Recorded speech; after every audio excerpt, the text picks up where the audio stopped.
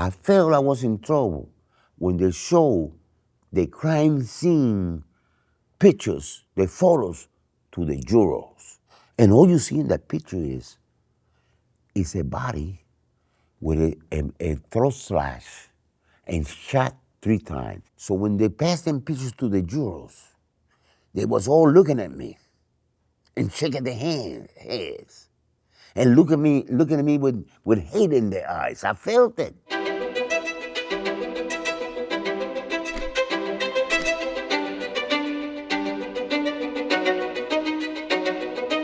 I was born in Brooklyn, New York. I lost my father when I never met him. He was killed in the bar when I was just a little baby. So all I had was a stepfather that was abusive. So my mama had to leave New York. If she would not leave New York, I know he would have killed her. And I'll never forget that day. My mama told me, we gotta go, one of these days I want to take you to Puerto Rico. And I said, Mama, we should leave now. And my aunts came and got us and took us to the airport, and that's how we left Brooklyn. What do you remember about growing up in Puerto Rico? I remember if I wake up in the morning and I decide to do anything, all I got to do, if I want to go to the mountain, I go to the east side. And if I want to go to the beach, all I had to do is walk 5 minutes from my house, and I'd be in the most beautiful beach in the world, at least to me. We was walking barefooted all the time. We had no shoes. So all of us was like that. In fact, if we see somebody come from New York with some shoes on, a little kid, we make fun out of him because he's the only one in the group with shoes. So he takes it out and he be like us. So it was a very, very, very poor life. And generally, it was a poor life, but we was happy. And how old were you when you moved back to the United States? I was 18 years old, going to 19. And I moved back. I came back to the United States on a program. It was a program picking the grapefruits, the oranges, the apples, the tomatoes, and all that stuff. So that's how I left the island. I was young, and in my life, I would say I was not going in the right track. I was using drugs. I was messing with the wrong people. Something was going to happen, and I knew that. I was arrested in 1975, and I did commit this crime, and I'm very shameful for it. Don't like to talk about it, but armed robbery. That time they sending me to 10 years, and I did, if you do 6 years and 9 months, that's all of it. You get out of prison without supervision, and that's what I did. And what was life like for you when you came out of prison? I was a little difficult to go back. It's to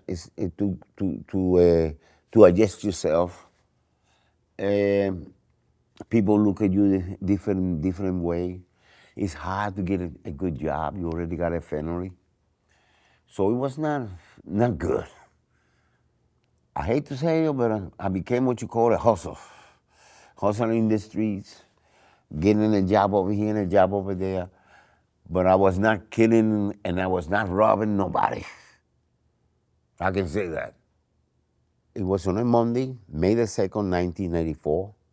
We was working in a field, Mechanicsburg, Pennsylvania, pruning apple trees, getting it ready for the next harvest. And I remember, never forget, I hear this noise. It was about 8 cars. And they stopped right there in front of us. They came out of the car with weapons pointed at us, and they told us to hit the ground, and we all did. Then they called my name, but I was scared because of the weapon that was pointed at me. But I raised my right arm. Then they told me to get up and walk toward them, and I did. When I got in front of them, they wanted me to open my mouth. They wanted to see if I had a missing tooth. I showed it to them. Then they wanted to They want me to roll the sleeve of my left arm. They wanted to see a tattoo, and I show it to them. This is a small, ugly tattoo. Then they say, yes, you are the man we are looking for. You are wanted for unlawfully fly to avoid prosecutions with warrants for your arrest for first-degree murder and armed robbery in the state of Florida. So they read me some rights and they throw me in a police car and they took me to a federal prison. A week or so after that, they took me to court in front of a magistrate, a federal judge, and he was talking about extradition. I did not know what extradition means. I was naive to the law. This is the type of English I know. If I say 5 words in English, believe me, 3 of them would be cuss words. So the brought interpreter to me to explain to me what extradition means. And all he told me in Spanish was, you either waive it or fight it. They're going to take you back anyway. So I started thinking, I'm not a killer. My mama did not raise no killers. I wouldn't waive it. So I waived the extradition. They took me back. When they took me back, a week after they took me back, they took me to court. This time in front of a state judge from Florida, and he was talking about the charges. You've been indicted, you've been arrested and charged with first-degree murder and armed robbery, and the state of Florida is sinking the death penalty against you, the electric chair. That's what he told me. So they brought this public defender to me, and I cannot hardly understand what he's saying because they never provide me with interpreter. And he always was telling me, you going home, don't worry about it, you will go home. I did understood that going home stuff. I should go home. I did not commit the crime. And who did they say that you had killed? Who was the victim in this case? The victim in this case was a 57 or 58 old man. They say he was a very good man, God rest his soul. It should never happen. He was a very good man and help the community. And I believe that was the pressure of getting somebody convicted. It was a lot of pressure on the police. They needed somebody to calm the community down. So now we're going to trial. Monday, we start picking the jury. Tuesday, we still picking jury. And after they pick 11 whites, 1 African-American person, no Hispanic, and I'm Hispanic, 6 women, 6 men, the death qualified jury have been picked, because that's what they call them. And the reason they call them the death qualified jury is because if you don't believe in the death penalty, you cannot sit on that jury. And this is what they had against me. They have what they call a police informant, what they call in the streets a snitch. He claimed, without any corroboration, without any tape recording, he claimed that I confessed the crime to him, his word against mine. The same police informant, the same snitch, he also implicates a friend of mine in the crime. He gets arrested. He's subject to 10 days of long hours of interrogation. He makes more than 16 statements. He incriminates himself in the crime. He gets charged with it. First-degree murder, armed robbery, and they threaten him with the electric chair. It's time to make a deal. So he was able to strike a deal with the state. He gets his first-degree murder charge dropped. He gets his armed robbery charge dropped all the way to accessory after the facts. No more tricks on the electric chair. No more long hours of interrogation. And basically, what he said on trial was this. I picked him up, took him to the scene of the crime, dropped him off, came back and picked him up an hour and a half later, took him home. Don't know what happened to after it happened. That's the entire evidence against me. No physical evidence against me. That's the testimony of two questionable witnesses. This is what I had on my favor, on the defense side. I had what you call an alibi witness. I had also four witnesses corroborating the alibi testimony. I had other witnesses testifying saying that the police informant, the snitch, had a grudge against me. But I had a problem. All the witnesses that I had on my side was from the African American race. But when a black woman and a black man testify for the defense on my side, all of a sudden, the credibility is gone. When you're innocent, you think this truth gonna come out. They don't wanna kill or execute an innocent man. But I was wrong. I felt I was in trouble when they showed the crime scene pictures, the photos to the jurors. It was about 12 inches in a frame in color. And all you see in that picture is a body with a throat slash and shot 3 times, blood all over the place. And they had the picture in color. So when they passed them pictures to the jurors, they was all looking at me and shaking their heads and looking at me with hate in their eyes. I felt it. And I know right then and then, this Puerto Rican is in trouble. Thursday, they found me guilty. Friday, before 10:30 in the morning, I was already sentenced to death. And during the process, the judge complained that it was taking too long. How did you feel when you heard that you were going to be put to death by the electric chair? Do you remember that moment when the jury came in and said those words? And when he say the I'm not gonna lie to you, I was feeling this way. And I do not recommend this to named prisoner. I wanted the death penalty, but I wanted the death penalty to give publicity so I can prove my innocence. Because if they sentence you to death and give you a life in prison, they're gonna forget about you.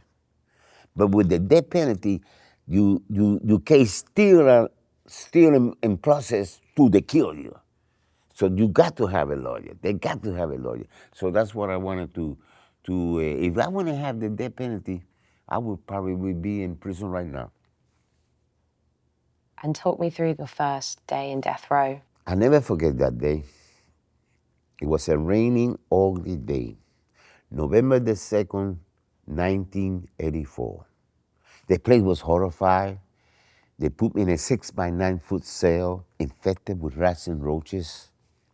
It was dark. It was cold. And every time they moved me out of that cell, I got shackles in my legs, chains in my waist, and handcuffs in my wrists. It was 16 death row prisoners in the bottom floor, sitting in the second one, sitting in the third. I will tell you about the food. They feed us 3 times a day. One meal almost after the other one. So you have long hours of hunger. And breakfast, that's the worst one. But not because of the food. I love grits and eggs. It's because they come too early and they never wake you up. So they press the breakfast plate in a flat that you have in your cell door, like a big mail slot. And if you wait 5 seconds in your bunk to get that tray, forget about it. You ain't run out of luck. You know why? Because the roaches beat you to it. They waiting for the breakfast too. And it get cold in northern Florida. And they supply us with a thin blanket. And I take that blanket and I cover my face, food and all. I don't want to see nothing. But the rats, they also get cold and they want to get warm. So they climb the blanket, and I can feel that rat is running up and down. I don't want to look at him, because if I look at him, I'm not going to be able to sleep. But when that rat stays still in my chest and he's not moving, I get a good grip of the blanket, and I check it hard as I can. Boom! I can hear that rat. It's a big one. I arrived there on a Tuesday. The following Thursday, they secured the 10 person in the state of Florida. But anyway, when they secured that 10 person, I got super scared. I'm thinking, they're killing people here every week. How long is going to be before they get me? The hardest part for me in there was when they execute one of them. Because I'm in this cell. Next to me is another person condemned to death that I know for 10, 15 years, maybe more. He cries in my shoulders. I cries in his. He shared with me his most intimate thoughts, and I share mine with him. I slowly learned to grow to love him. And then one day they snatch him out of there. And I know what's going to happen. They're going to kill him. In my time was the electric chair. And they got to generate the chair with electricity, because it's 2,010 volts that got to go to his body in order to get him killed. And I can hear this bossy sound. That still stay in my mind. And it's no movie. This is the truth. The lights flip on and off. So you know exactly the precisely time when they're burning the life out of him. But the most troubling about all of this is that some of them are innocent. And Juan, how do you stay hopeful? How do you keep faith during your time on death row? The first few years, it was very hard for me. Suicide thoughts is in your mind all the time. I remember the time a friend of mine committed suicide. And when one of them commits suicide, it was not only one, I've seen a lot of them do it. And when one of them do it, you'll be thinking, if he do it, I can do it. And believe me, you want out of there. And the only way out is that, to commit suicide. So now I'm in this trance. I'm tired of it. I want out of there. I'm depressed. You're dead, but you're free. That's what the demons used to tell me. I never saw my friends killing themselves. I have a mirror myself, and I grab it, and I go to take my arm to the bars, and I look, and this is what I see. I see a purple blue face that does not look like my friend. I get to see something else too. I get to see the noose in his neck, because they never take it out. So now I want to take this trip. You see, I'm tired of it. I want out of there. And I lay down. When I lay down, I fell in a deep, deep sleep. And I start dreaming that I'm a little kid again. Do the things I used to do when I was a little kid. The things that make me smile. The things that make me happy. So here I am, swimming in the beautiful Caribbean Sea. The water is warm. The sun is bright. The sky is so blue. The palm trees look so good. It's a beautiful day. Then I see something that I never saw before. 4 dolphins coming my way. And they pass me. And then they turn around. And the pair got in one side. And the pair got in another side. And they start flipping and jumping like dolphins do. I'm having a ball in there. I'm so happy. Then I look to the shore, and it's a beautiful woman, a wonderful woman, smiling at me, waving at me, looking at me. And she seems so happy. And in the dream, I know why she's happy. She's happy because I'm real happy. That's my mother. And then I wake up. And when I wake up, I'm not lying to you. The bones smell like a beach. So I took that rope that I just made to take my life with. I walked straight to the toilet with it. Look at the toilet, look at the rope, and I flush it. And I say to myself, and I hear not to myself, I say it real loud, I don't want to die. That dream saved me. What happened in your case to change the death penalty verdict?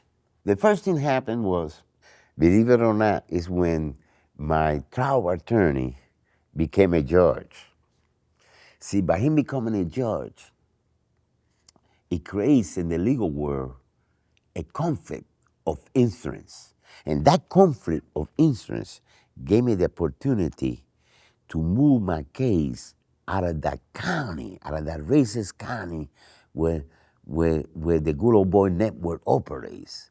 And it moved from Puerto, Polk County, Puerto, Florida, Polk County, to Hillsborough County, Tampa, Florida. And when it moved to Hillsborough, Tampa, Florida, it fell on the hands of a courageous, brave woman. I can tell you that I owe this woman my life. Her name is Honorable Barbara Fletcher. So that's the first part. The second part was that really set me free is they found a take confession of the real killer. They was in possession of the prosecutor a month before trial, and he never turned it in. So that all that gave me what you call a new trial. And when I get the new trial, my co-defendant, he already recanted his statement. And the man that claimed that I confessed the crime to him, he's dead. He died at AIDS 2 years after I was convicted. So no more case. No more case. The prosecutor decided to not to process the case, drop the case, dismiss the case, and that's why I'm here talking to you right now. That must have been a pretty incredible feeling when you found out you were going to be free. I did not know. It caught me totally by surprise. So the correction officers, they start acting different. They took the handcuffs off of me right away, changing all, because I had the papers that say I'm released. And they offered me hamburgers and soda pops. I said, I don't want no soda pop. I don't want no hamburger. I want to go back to my cell, pack everything up, and get the hell out of here. I'm packing everything up. I'm getting all this cosmetics and stuff in there that I to my friends, passing all around. Because I can buy that in the streets. I just taking pictures and stuff. And I want to say goodbye to my friend in the last cell. And I'm in the cell next to last. And I'll never forget this. So they opened the cell door. I got out. He's in the last cell. I want to say goodbye to him, and I say goodbye to all of them. I'm not going to lie to you. I could not talk. I was in front of him, and I looked at him because I got sad. I mean, all the sun went down on me, and he got tears. I got tears. I got a smile, and I looked at him, and I can say nothing.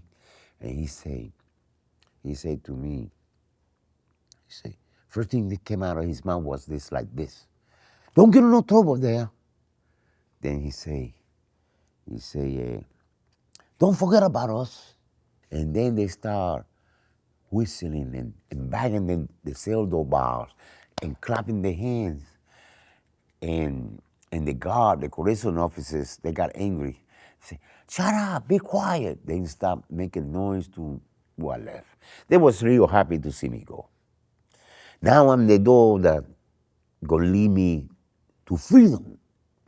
And when they opened that door, this is what I saw. I saw a whole bunch of reporters. ABC, CBS, BBS. The whole letters of the alphabet was in there. And reporters came and answered me questions. And some reporters, they got some naive questions. The first question was, how do you feel? I did the Jim Brown on him. I feel good. Then this old reporter say, where you going? What you gonna do? What you wanna see? I did not told her that I wanna go to Disney World, like they do. I told her, I wanna see the moon. I wanna see the stars. I wanna walk. I wanna hold a little baby in my arm. And that's how I was feeling.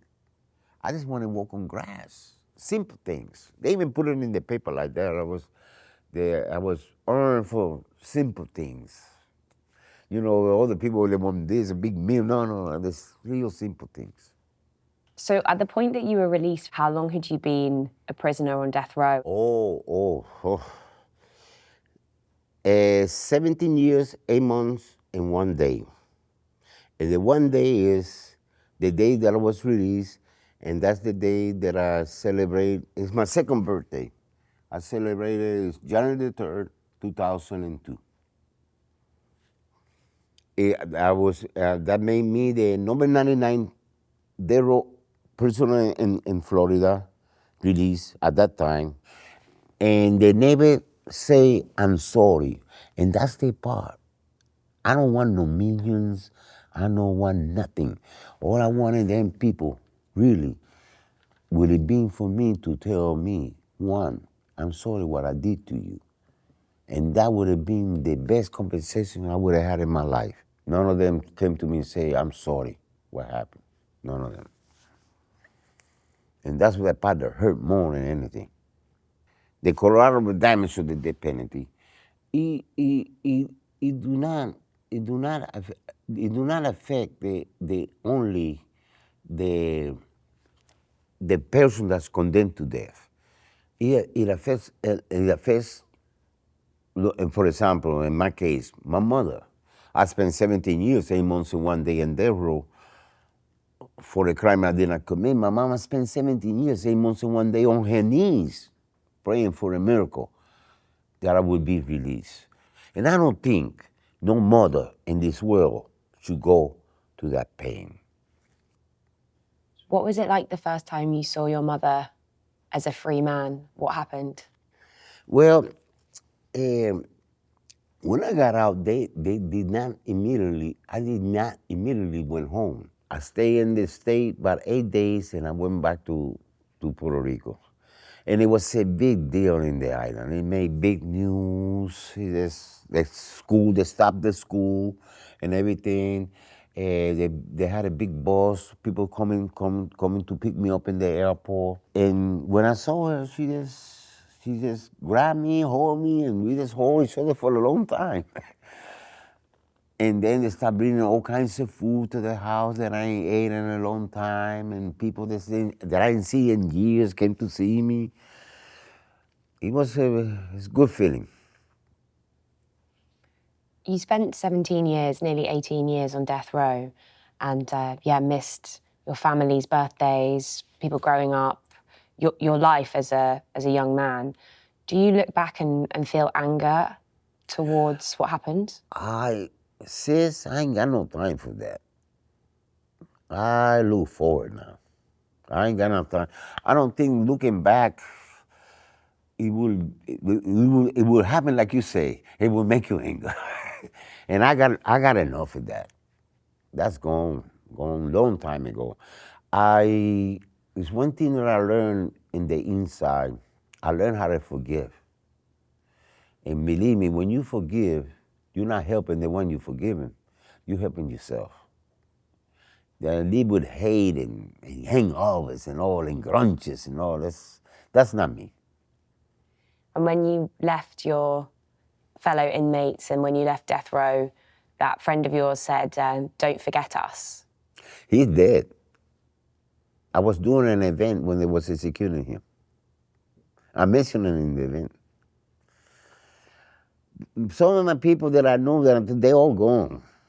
It's not one day that go by that I don't think about them. Not one day. And Juan, why do you share your story? Why do you feel it's important to talk about your experience on death row and the death penalty? Well, it's a story of being optimistic. That they show you should not never lose your hope. You should stick with your guns and try your best to stay strong, no matter what happens. This told me how much freedom in life, the value of the life and freedom is. I do care about life more than anything. and freedom is the most precious thing that a person can have. He slammed her face and her head so hard that it instantly killed her.